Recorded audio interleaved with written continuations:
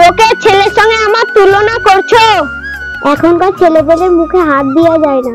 ঠাকুমা, এখন তোমাদের যুগ নেই, যুগ পাল্টে গেছে। দাদারা ইউটিউবে ভিডিও বানিয়ে লাখ লাখ টাকা ইনকাম করছে।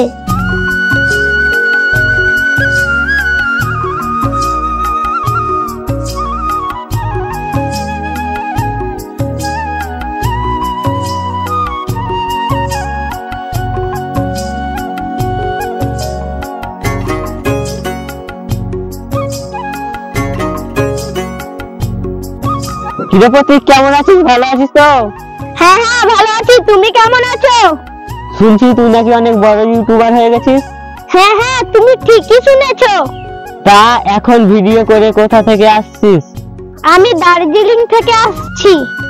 তোরা একসঙ্গে কতজন ইউটিউবে ভিডিও বানাস? তাও 20 জন মতো হবে। তাহলে তোর মাসিক ইনকাম কত?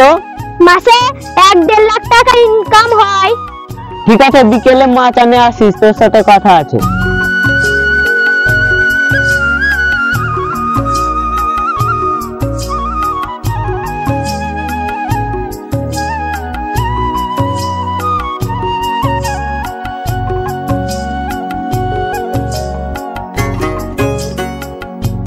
মা, খিদে লেগেছে, তাড়াতাড়ি ভাত দাও।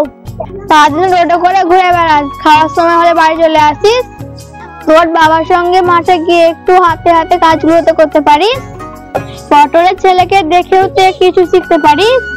রাজমিস্ত্রি কাজ করে জমি কিনছে, বাড়ি করছে। লোকের ছেলের সঙ্গে আমার তুলনা করছো? তুমি তো বলো না লোকের ছেলের সঙ্গে ফ্রি ফায়ার খেল। মা বাবার মুখে মুখে তর্ক করছে। আমাদের যুগে এরকম ছিল না বাবা। ঠাকুমা, এখন তোমাদের যুগ নেই, যুগ পাল্টে গেছে। দাদারা ইউটিউবে ভিডিও বানিয়ে লাখ লাখ টাকা ইনকাম করছে। মা, আমাকে তাড়াতাড়ি ভাত দাও, শুটিং করতে যেতে হবে।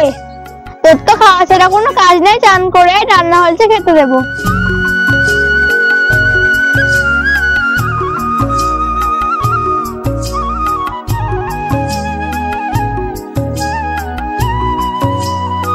হ্যাঁ বস। প্রতীক, তুই ইউটিউবে তো খুব ভালো ভিডিও বানাচ্ছিস দেখলাম। তোদের চ্যানেলটায় আমি ভিডিও দেখেছি এবং লাইক করেছি, সাবস্ক্রাইব করে দিয়েছি।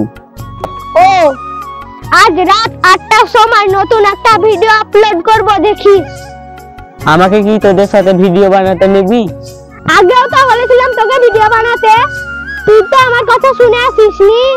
অরুদ্দাকে আজকে সন্ধ্যায় বলবো নতুন একটা ভিডিও লিখতে হবে। এখন আমি অরুদ্দার বাড়ি যাব। ঠিক আছে, তুই থাক।